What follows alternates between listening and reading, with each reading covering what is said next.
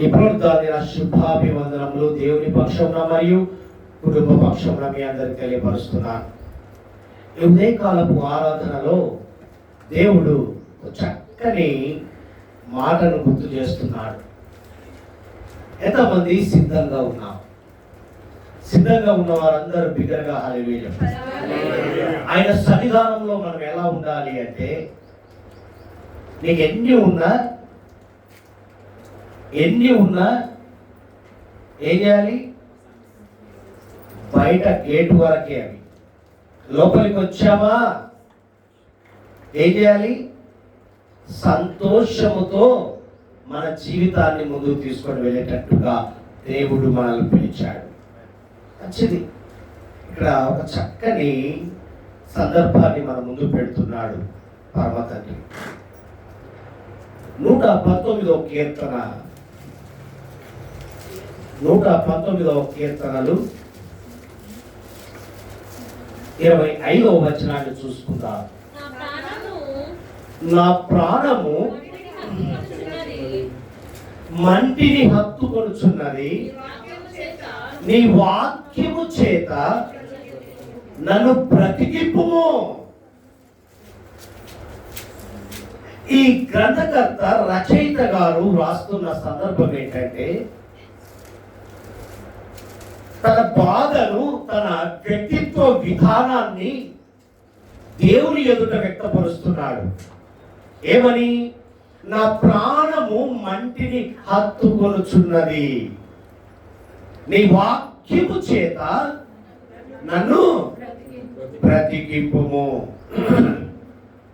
ఇక్కడ గమనిస్తే ఈ భాగంలో రచయితకు దేవుని వాక్యము పట్ల గల ఆశను, దానిని నేర్చుకోవాలనే భావన, ఆసక్తి తెలియజేస్తుంది ఈ సందర్భం చూస్తే. అవునా? ఇది నిజమా? చూడండి, ఇక్కడ రాయబడిన మాట చూస్తే, నీ వాక్యము చేత నన్ను బ్రతికింపుము. ఈ 119వ కీర్తనలు మొదటి నుంచి 176 వచనాలు. పరిశుద్ధ గ్రంథంలో పెద్ద గ్రంథం ఇది, అధ్యాయం. అయితే దీన్ని 28 భాగాలుగా ఆయా భక్తులు, సహకారులు దేవుని ఎదుట తన మనోభిలాషను వ్యక్తపరిచిన విధం ఉంది. అయితే ఈ ఉదయకాలం దేవుడు మనతో మాట్లాడుచు ఆ భక్తుని ద్వారా మనకు తెలియపరుస్తున్న ఒక మర్మాన్ని మన ముందు పెట్టాడు. ఏంటి ఆ మర్మం అంటే, యెరూషలేములో మందిరము కట్టిన తదుపరి, ఆ మందిరము పూర్తి అయిన తరువాత, ఆ సంతోషములో ఎజ్రా గారు, రచయిత గారు వర్ణించిన విధానం ఇది. ఎజ్రా గారు తన జీవితంలో దేవుడు చేసిన దానిని బట్టి, తన జీవితంలో పొందుకున్న ఆనందాన్ని వ్యక్తపరుస్తున్నాడు. దాదాపు అనేక వచనాలు రచయిత గారిదే ప్రాముఖ్యత ఉంది. ఏంటి అనగా చూస్తే ఒక్కసారి ఎజ్రాకు వెళ్దాం. ఎజ్రా గ్రంథంలోనికి వెళ్దాం. 6వ అధ్యాయము 14వ వచనం నుంచి చూద్దాం. 396 పేజీ. యూదుల పెద్దలు, అంతకు పైన చదువు ఎంత బాగుంది. అప్పుడు నది అవతల అధికారి అయిన సత్యనయును శతభోజనయును వారి పక్షమున నున్నవారును రాజైన దర్యావేషు ఇచ్చిన ఆజ్ఞ చొప్పున వేగముగా పని జరిపించిరి. యూదుల పెద్దలు కట్టించుచు ప్రవక్త అయిన హగ్గయ్యు, ఇదో కుమారుడైన జకర్యాయు హెచ్చరించుచున్నందున పని బాగుగా జరిపిరి.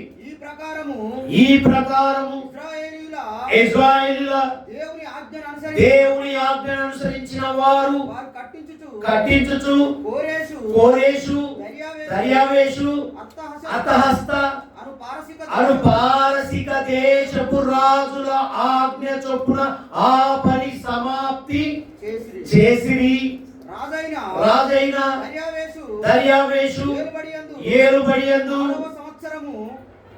6వ సంవత్సరము ఆదారు నెల 3వ నాటికి మందిరము సమాప్తి చేయబడెను. హల్లెలూయా. ఇలా చూసుకుంటూ వెళ్తే అంటే అక్కడ ముగింపు ఎంత తృప్తికరంగా జరిగిన దానిని బట్టి ఇక్కడ కిందికి వస్తే 7వ అధ్యాయం 6వ వచనంలో గమనించినట్లయితే ఈ ఎజ్రా ఇశ్రాయేలు దేవుడైన యెహోవా అనుగ్రహించిన మోషే యొక్క ధర్మశాస్త్రమందు ప్రవీణత గల శాస్త్రి మరియు అతని దేవుడైన యెహోవా హస్తము అతనికి తోడుగా ఉన్నందున అతడు ఏ మనవి చేసినా హల్లెలూయా. ఎంత ప్రావీణత కలిగిన శాస్త్రి అంటే అతడు ఏ మనవి చేసినా రాజులు అంగీకరించే యోగ్యత. అనగా ఎందుకు ఈ పరిచయాన్ని చేస్తున్నానంటే ఇక్కడ గమనించినట్లయితే అటువంటి ప్రావీణత కలిగినటువంటి శాస్త్రి ఆ గ్రంథాన్ని నెమరు గల ఎలాగంటే దానిని తేనె కంటే మధురముగా ఆ రుచిని ఆస్వాదించినటువంటి ప్రథముడు దేవుని యొద్దకు వచ్చినప్పుడు దేవుడిచ్చినటువంటి ఆ ఆజ్ఞలను పాటించుకుంటూ దేవుడిచ్చినటువంటి అనుభూతిలోనికి వెళ్ళినప్పుడు ఆ ఆనందాన్ని ఏ విధంగా వ్యక్తపరుస్తున్నాడు గమనిద్దాం. ఆ అనుభవాన్ని మన ముందు పెట్టాడు. ఇక్కడ గమనించండి, ఎందుకు ఈ మాట రాస్తున్నాడు అంటే ఈ 25వ వచనంలో బహు మహత్తరమైన మాట ఇది. ఏమని వ్రాయబడింది అక్కడ చూడండి. ఏమంటాడు? నీ వాక్యము చేత నన్ను బ్రతికింపుము. అంటే నీ వాక్కు చేత నన్ను బ్రతికింపుము అంటున్నాడు. ఎంత గొప్ప దేవుడు అండి ఆయన. వాక్కు చేత అంటే బ్రతికిన విధానం వేరు, నువ్వు బ్రతుకుతున్న విధానం వేరు. కానీ దేవుని వాక్కు చేత బ్రతకడం అనేది ఒక ప్రావీణ్యత. ఇక్కడ గమనించండి, ఎదిన అంశము ప్రియమైన దేవుని బిడ్డలారా, ఆ రచయిత ఉన్న ఆసక్తిని బట్టి మనం వింటున్న విధానాన్ని బట్టి దేవుడు బయలుపరుస్తున్నటువంటి అంశం ఏంటంటే నా కన్నులు తెరువుము. ఏంటండి? నా కన్నులు తెరువుమయ్యా. ఎంత చక్కని మాట. ఆ రచయిత అనుభవాన్ని బట్టి వ్రాస్తున్న మాటలు చదువుతున్నప్పుడు వినసంపుగా, వింటున్నప్పుడు వినసంపుగా, చదువుతున్నప్పుడు ఆ తింటున్నటువంటి ఆ తీపిదనాన్ని గుర్తు చేస్తుందండి. తేనె కంటే మధురమైన సంఘటనలు గమనిస్తాం. ఇక్కడ గమనిస్తే చూడండి, ఇక్కడ రాయబడిన మాట చూస్తే 17వ వచనం నుంచి రామ 119వ కీర్తనలు 17వ వచనం నుంచి నీ సేవకుడనైనా నేను బ్రతుకున్నట్లు నా ఎడల నీ దయారసము చూపుము. నీ వాక్యమును బట్టి ఏమంటున్నాడమ్మా? నేను నడుచుకొందును. నేను నీ ధర్మశాస్త్రమందు ఆశ్చర్యకరమైన సంగతులను గూర్చి చూచినట్లు నా కన్నులు హల్లెలూయా. ఏమన్నాడండి? నా కన్నులు తెరువమంటున్నాడు. ఆశ్చర్యకరమైన సంగతులు అంటే ఎన్నో గూఢమైనవి దాగి ఉన్నాయి. ఇది మనం గమనిద్దాం. ఆశ్చర్యమైన చదువు మాట నీ ధర్మశాస్త్రమందు ఆశ్చర్యమైన సంగతులను చూచునట్లు నా కనులు. అంటే ఆయన చూసిన అనుభవము, చేసిన పనులను అన్నిటికంటే ఇంకా ఏదో తెలుసుకోవాలని చెప్పి నా కన్నులు తెరువమని దేవుణ్ణి అడుగుతున్నాడు. హల్లెలూయా. చదువమ్మా. నేను భూమి మీద పరదేశినై ఉన్నాను, నీ ఆజ్ఞలను నాకు మరుగు చేయకము, నీ న్యాయ విధుల మీద నాకు ఎడతెగని ఆశ కలిగి ఉన్నది, దాని చేత నా ప్రాణము క్షీణించుచున్నది. ఎంత గొప్ప మర్మం అండి. ఈ దినము గమనించండి, నీ వాక్యము చేత నన్ను బ్రతికిప్పుమని రచయిత కోరుకున్న విధానాన్ని బట్టి చూస్తే, దేవుడు బయలుపరుస్తున్న విధానాన్ని చూస్తే, అక్కడ ఆ రచయిత అడుగుతున్న మాట ఏమంటున్నాడంటే, నా కన్నులు తెరువుము అన్నాడు. అనగా నా కన్నులు తెరువుము అనే సందర్భానికి మొట్టమొదటి మాటగా దేవుడు ఈ 17వ వచనం నుంచి 20 వచనాల్లో బయలుపరుస్తున్న సంఘటన ఏంటంటే, మన కన్నులను తెరిపించే వాక్యము. ఏంటండి? మొట్టమొదటిది మన కన్నులను తెరిపించే వాక్. ఏంటయ్యా వాక్ అంటే? ఇది గమనించండి ప్రియమైన దేవుని బిడ్డలారా, గుడ్డివారు బాగా గమనించండి, అందరు నా వైపు చూడాలి. గుడ్డివారు వెలుగును చూడగలరా? చూస్తారండి. గుడ్డివారు సూర్యరశ్మిని చూడగలరా? వారికి ఎండ ఏదో తెలియదు, వెలుగేందో తెలియదు. సరైతే తెలుస్తుంది, స్పర్శ వస్తుంది, ఎండ కూడా తెలుస్తుంది, కానీ ఆ వెలుగు చూడాలి. అయితే ఇక్కడ గమనించండి, ఈ దినము గుడ్డివారిని మనకు సాదృశ్యంగా పెడుతున్నాడంటే ఆధ్యాత్మిక గుడ్డివారు. బాగా గమనించండి, విశ్వాసులమే, ఆధ్యాత్మికమైన జీవితంలో నడుస్తున్న వారమే అయినప్పటికీ కూడా ఆధ్యాత్మిక గుడ్డివారు దైవ సందేశాలను, దైవ సత్యాలను గ్రహించలేకపోతున్నారు, చూడలేకపోతున్నారు. సత్యాన్ని గ్రహిస్తున్నారా? సత్యాన్ని నమ్ముచున్నారా? ఆధ్యాత్మికమైన గుడ్డితనముతో దేవుడు బయలుపరుస్తున్న సత్యాన్ని గమనించలేని స్థితిలో జీవిస్తున్నారు. రచయిత యొక్క ఉద్దేశం, ఈ దినము దేవుని యొక్క ఉద్దేశం కూడా అదే. ప్రియమైన దేవుని సంగమా, గమనించండి, వారు చూడకపోవడానికి కారణం ఏంటి? ఏమంట? గుడ్డితనం, అంధత్వం, మన భాషలో, అవునా? కానీ ఇక్కడ దేవుని యొక్క ఉద్దేశం ఏంటంటే, చూడండి, వారు చూడడానికి స్పష్టత సమస్య కాదు. ఏంటి సమస్య? అపవాది మరియు పాపం వలన వారి కళ్ళు, మన సుపరిచితుడు వెంట ఉంటున్నాడు కాబట్టి ఏమైపోతుంది? లోకమనే పాపం, ఆ ఆధ్యాత్మికమైన పాపముతో నిండి ఉన్న కళ్ళు చూడలేని పరిస్థితిలోనికి అయిపోతున్నాయి. అందుకే అంటాడు ఇక్కడ, ఏమంటున్నాడంటే, పాపం వలన మన కళ్ళు మూయబడ్డాయి. మూయబడ్డాయా? మూయబడ్డాయా? అందుకే పౌలు కొరింథీ సంఘంతో ఒక చక్కని మాట మాట్లాడతాడు. చూడండి, 2వ కొరింథీయులకు రాసిన పత్రిక 4వ అధ్యాయంలోకి వెళ్దాం. పౌలు భక్తుడు మాట్లాడుతున్న మాటలు గమనిద్దాం. 2వ కొరింథీయులకు రాసిన పత్రిక. కొరింథీ సంఘంలో విశ్వాసులు ఉన్నారు. ఆ విశ్వాసులు కూడా కొన్ని లోపాలు కలిగి ఉన్నారు. 4వ అధ్యాయం 4వ వచనంలో బయలుపడుతున్న మాట చూడండి. దేవుని స్వరూపి అయి ఉన్న క్రీస్తు మహిమను ఓ కొరింథీయులు ఉన్న విశ్వాస సంఘ వీరులారా, లోపము కలిగి ఉన్న వీరులారా, మీరు మరి మనుషులమండి, రక్త మాంసములు కలిగిన వారమే అంటున్న నీవు నేను మనతో మాట్లాడుతున్నారు.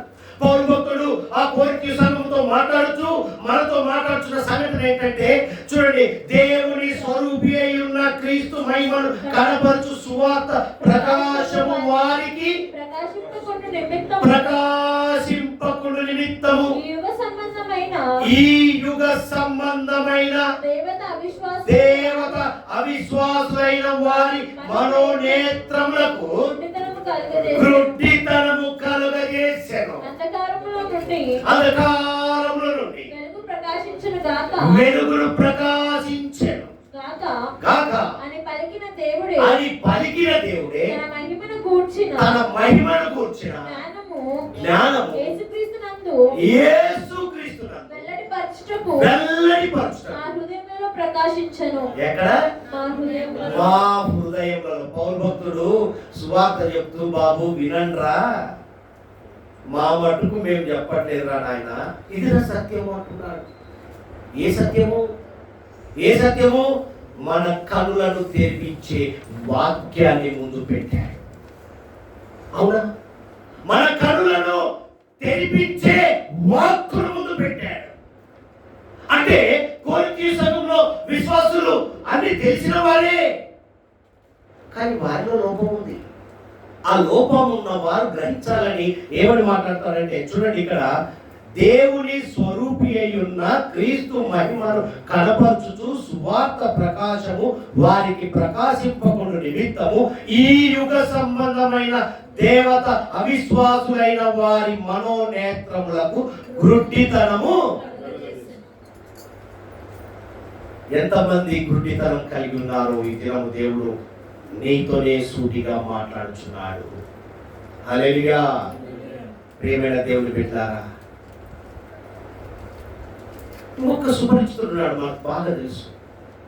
ఎవరయ్యా అంటే, పాపము ద్వారా బిలాము కన్నులు మూయబడిన సంగతి మనకు విదితమే.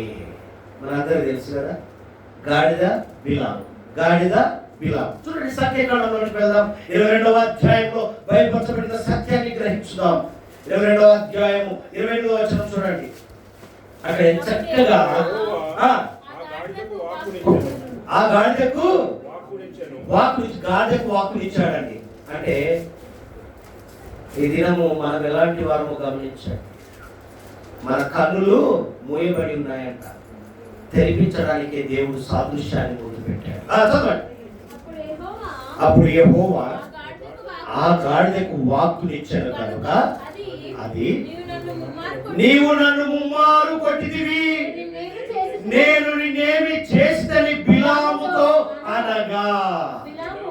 చూసారా, దేవుడు ఎవరితోనైనా మాట్లాడించగలడు. మోసే బరువు, నీ బరువును మోసి నిన్ను మోసే గాడిద పలికిందండి. అంటే నీకు తెలియకనే దేవుడు నీతో ఉన్నాడు. ఎవరితో దేవుడు ఎప్పుడు మాట్లాడతాడో తెలియదు. జాగ్రత్త సుమా. అందుకే మేలుకొని ఉండమంటాడు, మెలకు కలిగి ఉండమంటాడు. చదవండి. బిలాము ఏమంటుంది? నీవు నా మీద తిరగబడితివి, నా చేత ఖడ్గమున్న ఎడల నిన్ను చంపుదునని గాడిదతో నేను గాడిద మాట్లాడినందుకు బిలాముకు కోపం వచ్చిందండు. గాడిద మాట్లాడుతున్నట్లేదు, దేవుడు డైరెక్ట్ మాట్లాడితే ఇంకెందుకు. హల్లెలూయా. అందుకు గాడిద, నేను నీ దారినైతిని మొదలుకొని నేటి వరకు నీవు ఎక్కుతూ వచ్చిన నీ గాడిదను కానా నేను మాట్లాడితే తప్ప? నీ స్థితిగతులు ఎరిగింటిని, నువ్వు ఏది చేసినా అనుభవించినా, ఎన్ని తనినా కదా, ఎన్ని తిట్టినా భరించినా, ఒక్క మాట పలికేలోపు నీకు అంత రోషం వచ్చిందా బిలాము? నేనెప్పుడైనా నీకిట్లు చేయట కద్దా అని బిలాముతో అనగా అతడు లేదా నేను. చూడండి, గాడిద బిలాము మాట్లాడు. అంతలో యెహోవా బిలాము కన్నులు తెరిచెను గనుక. హల్లెలూయా. అంటే అప్పటి వరకు మూసుకొని ఉన్నాయి. అందుకే దేవుడు మాట్లాడుచు, మన కన్నులను తెరిపించే వాక్కు, మన కన్నులు తెరిపించే వాక్కు నీతో నాతో మనతో మాట్లాడబోతున్నాడు. అంటే అప్పటి వరకు బిలాము కన్ను మూయబడ్డాయి. దీని అర్థం అదే, గాడిద మాట్లాడేంత వరకు బిలాముకు. అంటే మనం ఏ స్థితిలో ఉన్నామో గమనించండి. అందుకే దేవుడు అంటున్నాడు, రచయిత ద్వారా ఎజ్రా గారి ద్వారా బయలుపరచబడిన మాటలు చూస్తే ఈ సత్యాన్ని గమనించినట్టయితే ప్రియమైన దేవుని సంగమా, ఈరోజు గమనించండి. ఈ రాత్రి వేళ ఈ మన ఉదయకాలపు ఆరాధనలో దేవుడు మాట్లాడుతున్న మాటలు గమనించినట్లయితే, ఈ పునరుద్ధానమున రచయిత ద్వారా ఈ సత్యాన్ని బయలుపరుస్తున్న విధానాన్ని గమనించినట్లయితే మన కన్నులు మూయబడి ఉన్నాయని గ్రహింపు కలిగి ఉండమంటున్నాడు. చక్కగా అంటున్నాడు చూడండి. ఇక్కడ పాపము ద్వారా బిలాము కన్నులు మూయబడిన సంగతి తెలుసుకున్నాడు. మొదటిది ఏంటండి? మన కన్నులను తెరిపించే సత్యాన్ని బయలుపరిచాడు. అంటే బిలాము తప్పు చేసేది దేవుడు బయలుపరిచాడు గాడిద ద్వారా. అంటే మనం తప్పు మన కన్నులు మూయబడే సంగతి ఎవరు తెరిపించాలి? మన ప్రశ్న. అక్కడంటే గాడిద బిలాము, ఇక్కడ దేవుడు. అంటే దేవుడు అంటే ఎవరు? వాక్యం. ఈ వాక్యం నీతో మాట్లాడినప్పుడే నీ కన్నులు తెరవబడతాయి. ఆయన వాక్కు ఉదయకాలంలో లేచినప్పుడు ఆయన వాక్కు నీతో మాట్లాడితేనే ఆ దినము నీ కన్నులు తేటగా కనబడతాయి. ఆయన వాక్కు నీతో హెచ్చరించకపోతే ఆ దినమంతా నీవు ఏ పని సక్సెస్ కాదు. నిజమా? అదేంటండి, మస్తు ఉదయం లేచినప్పటి నుంచి స్టార్ట్ అవుతుందండి, రాత్రి 11 దాకా ఒకటే గొడవ. అందుకు గుర్తు చేసుకోవాలి. గాడిదే కదా పలికినట్టుగా అప్పుడప్పుడు దేవుడు కూడా పలుకుతుంటాడు. మధ్య మధ్యలో పలుకుతాడా? గుర్తు చేస్తాడు, మర్చిపోతాడు. అనుకున్నా స్ట్రెస్ అండి. ఏ స్ట్రెస్? దేవుడి కంటే ఎక్కువ బిజీ. నువ్వు కలుగు చేసుకున్న బిజీ. అది సమయాన్ని దొంగిలిస్తున్నా. హల్లెలూయా. రెండవది చూద్దాం. 119వ కీర్తన అదే కొనసాగింపు 21వ వచనం నుంచి చదువమ్మా. గర్విష్ఠులను నీవు గద్దించుచున్నావు. అంటే అక్కడ బిలాము గర్విష్ఠుడు అన్నట్టే కదా మాట, మన మాట. ఈరోజు నీవు కావచ్చు, నేను కావచ్చు, మనం కావచ్చు గర్విష్టమైన జీవితంతో ఉన్నామేమో. దేవుడు పలకరిస్తున్నాడండి. చదువు. నీ ఆజ్ఞలను విడిచి తిరుగువారు ఎవరండి? దేవుని ఆజ్ఞను విడిచిపెట్టి తిరుగువారు శాపగ్రస్తులు అంటున్నాడు. నేను నీ శాసనములను అనుసరించుచున్నాను, నా మీదికి రాకుండా నిందను తిరస్కారమును తొలగింపు. అధికారులు నాకు విరోధంగా సభ తీర్చి మాట్లాడుకుందరు. నీ సేవకుడు నీ కట్టడలను ధ్యానించుచుండును. నీ శాసనములు నాకు సంతోషకరములు, అవి నాకు ఆలోచన. ఆయన శాసనం అనగా ఆయన వాక్కులు ఎలాంటి అంట? సంతోష కలయసై ఆలోచన విధానాన్ని కలగజేస్తుంది. దేవునికి మహిమ కలుగును గాక. ఈ 21వ వచనం నుంచి 24వ వచనం వరకు ఏమని మాట్లాడుతుంది తెలుసా? మనల్ని ఆదరించే వాక్యం, మన కనులను తెరిపించే వాక్యం మొదటిది. రెండవది మనల్ని ఆదరించే వాక్యం. ఏమని మాట్లాడాడు? నీ శాసనములు నాకు సంతోషకరములు అన్నాడా? మరలా ఏమన్నాడు? అవి నాకు ఆలోచనకర్తలై ఉన్నవి. అంటే అర్థం ఏంటి? సంతోషాన్ని ఇస్తుంది, ఆలోచనను ఇస్తుంది. అంటే ఆయన వాక్కు చూడండి. అంటే అర్థం ఏంటి? మనల్ని ఆదరించే వాక్కు. అంతేనా? అలా సంతోషము, ఆలోచన అంటే మనల్ని ఆదరించిందా లేదా?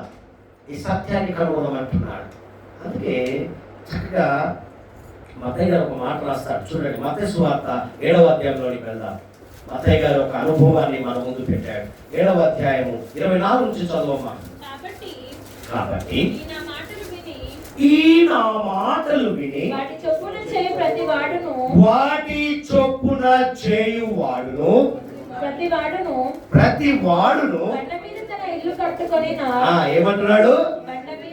బండ మీద తన ఇల్లు తన ఇల్లును కట్టుకొనిన బుద్ధిమంతుని పోలి యుడును. వాన కురిసెను, వరదలు వచ్చెను, గాలి విసిరి ఆ ఇంటి మీద కొట్టెను గాని దాని పునాది బండ మీద వేయబడిన గనుక అది పడలేదు. మరియు ఈ నా మాటలు విని వాటి చొప్పున చేయని ప్రతివాడు ఇసుక మీద తన ఇల్లు కట్టుకున్న బుద్ధిహీనుడి వింటే వినకపోతే కొట్టుకొని పోతావు, వింటే నిలబడతావు. అంటే అర్థం ఏంటి ఇక్కడ? ఏమంటున్నాడు తెలుసా? ఆదరించే మనల్ని ఆదరించే వాక్యం ఏంటంటే బండ మీద కానీ ఇసుక మీద కానీ కట్టిన ఇల్లు పోల్చినట్లుగా చూపిస్తున్నాడు ఇక్కడ. ప్రియమైన దేవుని సంగమా, దేవుని వాక్యమని, దేవుని వాక్ అనే బండ మీద కానీ ఇసుక మీద కానీ కట్టబడిన జీవితములో బాగా గమనించండి, కట్టబడిన జీవితములో తుఫాను లాంటి, ఎలాంటి?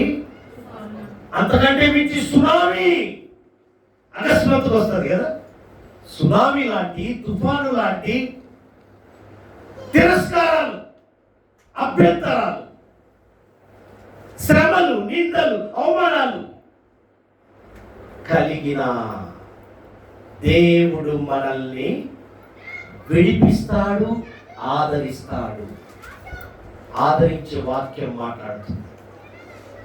అంటే నువ్వు బండ మీద కట్టబడిన, ఇసుక మీద కట్టబడినటువంటి పునాది నీలో చొచ్చుకొని ఉండాలి ఆయన వాక్. అప్పుడే వీటన్నిటినీ వరదలు రాని, సునామీ రాని, ఎటువంటి చెప్పుకోలేని సమస్యలు రాని అవన్నీ కూడా తుడిచివేయబడతాయి. ఆదరించే వాక్యం, ఆయన వాక్యములో ఆనందాన్ని కలగజేస్తుంది అన్నాడు కదా ఇక్కడ. సంతోషము 24వ వచనం ఏమని రాయబడిందమ్మా? చూడండి.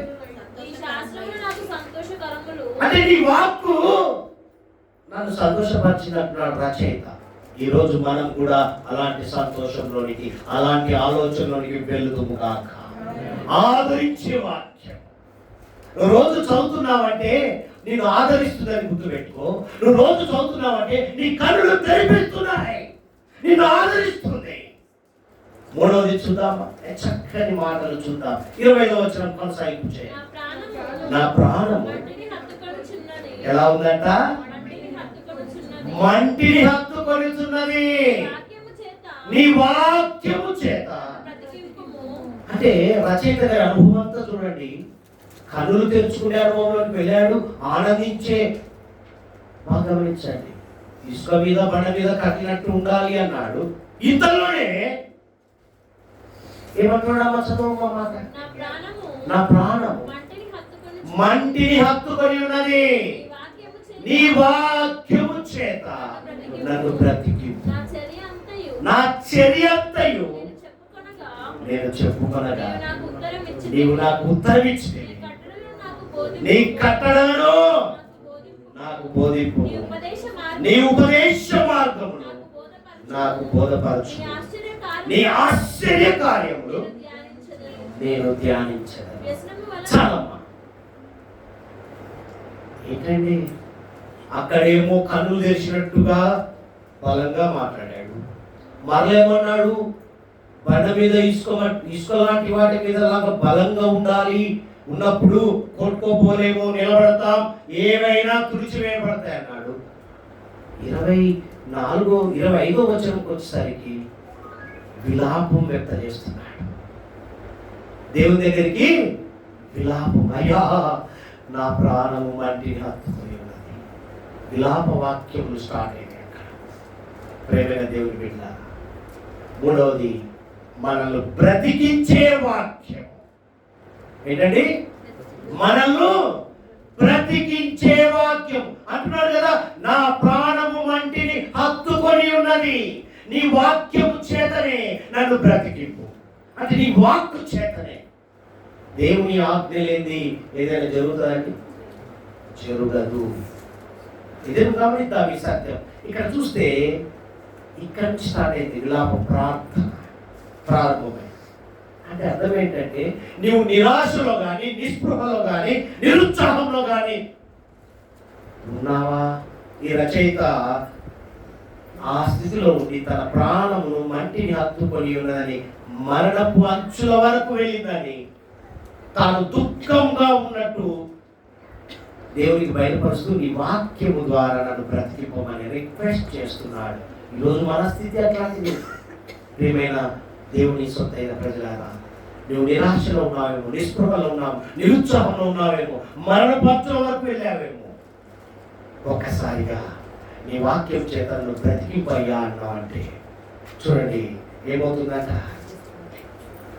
ఆధ్యాత్మిక పునర్జీవం కలుగుతుంది. నువ్వు బ్రతకడమే కాక నీ ఆత్మీయ ఎదుగుదల పెరుగుతుంది. పునర్జీవం, మరొక నూతన నవీన స్వభావం మన జీవితంలోకి వస్తుంది. నూతన జీవితం, క్రొత్త విధానం, క్రొత్త జీవితం.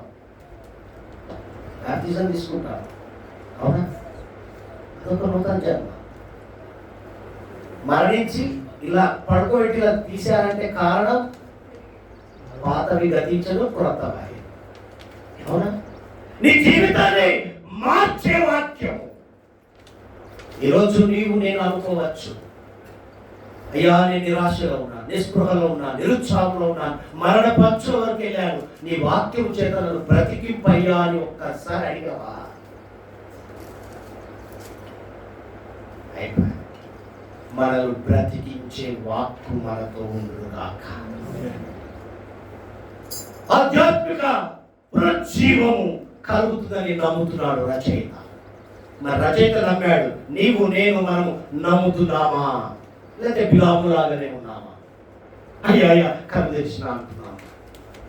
ఒకవేళ అలాంటి స్థితిలో ఉంటే దేవుడు గాడిదతో పలికించినట్టుగా మనల్ని కూడా ఎవరితో పలికిస్తాడు? వాక్యము ద్వారా నీతో, నాతో, మనతో జీవిస్తున్న వారితో ఒక్కసారి పలకరిస్తాడు. ప్రియమైన దేవుని సంగమా, నాలుగోది చూద్దామా? కంటిన్యూ 28 నుంచి వ్యసనము వలన నా ప్రాణము నీరైపోయింది. చూడండి, తన జీవిత చరిత్ర అంతా 17వ వచనం నుంచి 32 వచనాల వరకు చెప్తున్నాడు. వ్యసనము వలన నా ప్రాణము నీరైపోయాను, నీ వాక్యం చేత నన్ను. ఎక్కడన్నా తన అతిశయాన్ని చూపించాడా? ఎక్కడ చూడాలి? బ్రతికించమనే కన్సిడర్ అడుగుతున్నాడు, రిక్వెస్ట్ అడుగుతున్నాడు. నా పరిస్థితిలో నీకు తెలుసయ్యా, నీ వాక్కు ద్వారా నన్ను బ్రతికించంటున్నాడు. ఎక్కడన్నా అన్నాడా? చదవండి. కపటపు నడత నాకు దూరము చేయము, నీ ఉపదేశం నాకు దయచేయము. ఇవన్నీ మనలోనే ఉన్నాయా? 17వ వచనం నుంచి 32 వచనాల్లో అన్ని మనలో ఉన్నాయి. అవన్నీ దూరము కానీ నీ వాక్కు చేత బ్రతికింపు అని మనం ఈరోజు అడగమనే దేవుడు కనులు నేర్పిస్తున్నాడు. సత్య మార్గము నేను కోరుకొని ఉన్నాను, నీ న్యాయ విధులను నేను నా ఎదుట పట్టుకొని ఉన్నాను. యెహోవా, నేను నీ శాసనమును హత్తుకొని ఉన్నాను, నన్ను సిగ్గుపడనీయకుము. నా హృదయమును నీవు విశాలపరచునప్పుడు నేను నీ ఆజ్ఞల మార్గమున పరుగెత్తెదను. హల్లెలూయా. ఏంటి మర్మము? 28 నుంచి 32 వరకు దేవుడు మాట్లాడుతున్న మాట ఏంటంటే, మనలను స్థిరపరిచే వాక్యం, మనలను స్థిరపరిచే వాక్యం, మనల్ని దృఢపరిచే వాక్యం మనల్ని ఏం చేస్తుంది? స్థిరపరిచే. బండ మీద, ఇసుక మీద కట్టిన ఇల్లు ఏ విధంగా స్థిరపడుతుందో ఆ విధంగా ఆయన వాక్కు ద్వారా మన బ్రతుకును స్థిరపరుస్తాడు.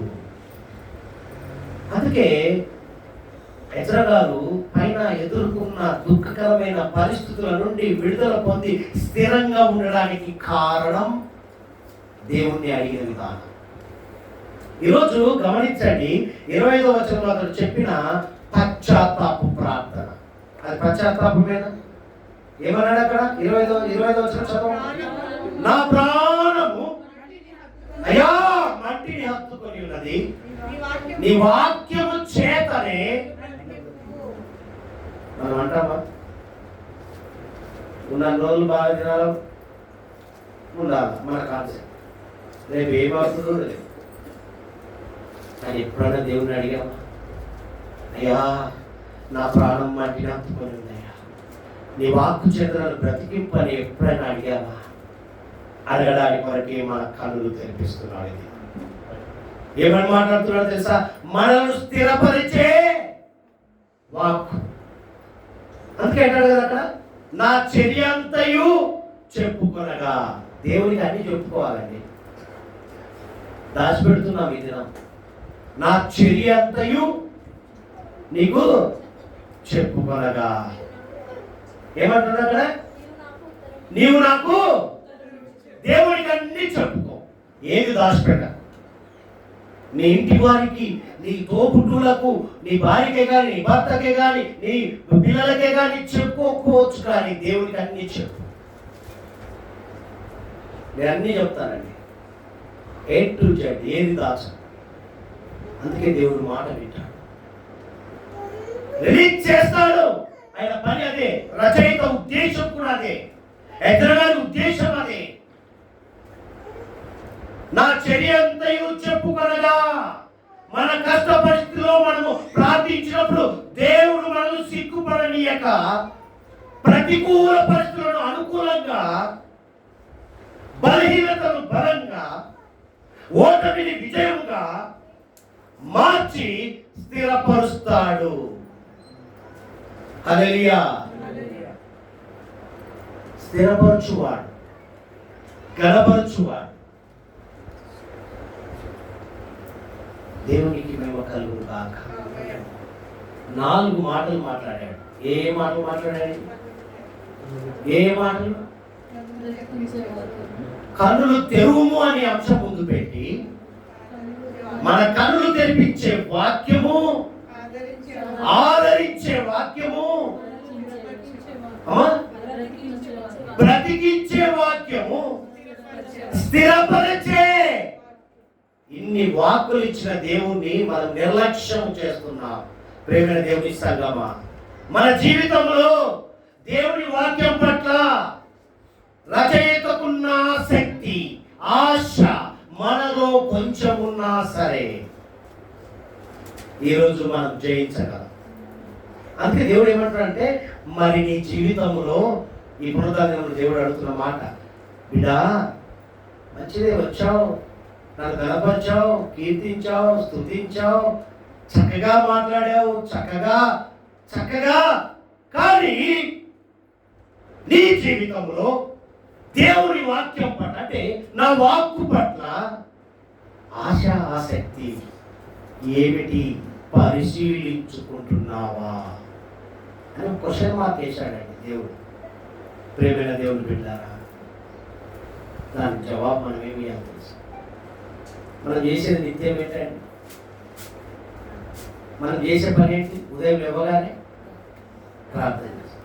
అందుకే చక్కని మాట్లాడాలి, ప్రార్థన ఆలకించువాడా, అయ్యా నువ్వు నా ప్రార్థనను, నా వాక్కును, నా ప్రాణము మంటిని హత్తుకొని ఉన్నదయ్యా, నీ వాక్కు చేతలను బ్రతికింపుకొని. రచయిత కోరుకున్నట్టుగా ప్రార్థన ఆలకించువాడా, నాయన నా జీవితంలో ఎదురయ్యే ఎట్టి పరిస్థితుల్లోనైనా నీ వాక్యంపై ఆధారపడే.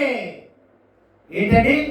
మనుషుల మీద, వ్యక్తుల మీద, నీ వాక్కు మీద, నీ వాక్యంపై ఆధారపడే అనుభవం నాకు నేర్పుమయ్యా అని అడిగావా? ఇక చాలు, నీ కన్నులు, మన కన్నులు తెలిపిస్తాడా లేదా? కొరింథీ సంఘంలో పౌలు భక్తుడు చెప్తాడు కదా, కొరింథీ సంఘంతో, అరే బాబు నేను చెప్పేది నా కోసం కాదు కదరా. అనేక మంది ఏ విధంగా ఉన్నారు, వారి కన్నులు తెరిపించడానికి కొరకే నేను సువార్తను చాటింపు చేస్తున్నాను. గాడిద పలికినప్పుడు బిలాముకి ఏమైపోయింది? ఏయ్, నువ్వు నాతో మాట్లాడుతూ అంత నీ స్థితి ఏంటి, నీ గతి ఏంటి అంటాం కదా. దేవుడు ఎవరితో మాట్లాడుతుంటే చిన్నపిల్లలతో మాట్లాడచ్చు, పనివారితో మాట్లాడచ్చు, నీకంటే చిన్నవారితో మాట్లాడచ్చు, నీకంటే పెద్దవారితో మాట్లాడచ్చు. అన్నిటికీ లోబడాలి. ఏం చేయాలి? అన్నిటికీ లోబడి వాక్ వినాలి. ఆయన అందుకే రచయిత విన్నాడు కాబట్టి ఆయన ఈ సంతోషంలో ఆయన రచించిన విధానం అండి. చక్కగా మాట్లాడాడు కదా 4 సందర్భాలు. ఎంతగా చక్కగా మన కనులు తెరిపించే వాక్యం, మనల్ని ఆదరించే వాక్యం, మనల్ని బ్రతికించే వాక్యం, మనల్ని స్థిరపరిచే వాక్యం. ఇవన్నీ నా జీవితంలో ఈ దినము ఆహ్వానించుకుంటున్నానయ్యా. ప్రార్థన ఆలకించువాడా, నేను ఎట్టి పరిస్థితుల్లో కూడా ఈ 4 బట్టి నా కన్నులు గుడ్డితనంతో, ఏ గుడ్డితనము? ఆధ్యాత్మిక ఆత్మీయ గుడ్డితనంతో ఉన్న నన్ను ఈరోజు నన్ను పలకరించావు. గాడిద కదా బిలామును పలకరించినట్టుగా నన్ను పలకరించావు. నిద్రపోతున్నా, ఓ నిద్రపోతా అన్నావయ్యా, నీకు వందనాలు నాయన. నన్ను పలకరించావు తండ్రి, నా కన్నులు తెరిపించావయ్యా, నీకు వందనాలు. ఈ 4 వాక్కుల చేత నా జీవిత కొనసాగింపు సుదీర్ఘ ప్రయాణాన్ని ముందుకు తీసుకొని వెళ్ళి అనేకులను ఆ వాక్యం ద్వారా బ్రతికించే పనిలో నేను జీవిస్తానని ఒక సాక్షిగా ఉందువుగాక. దేవుడి మాటలు దీవించునుగాక. దేవుడి మాటలు దీవించునుగాక.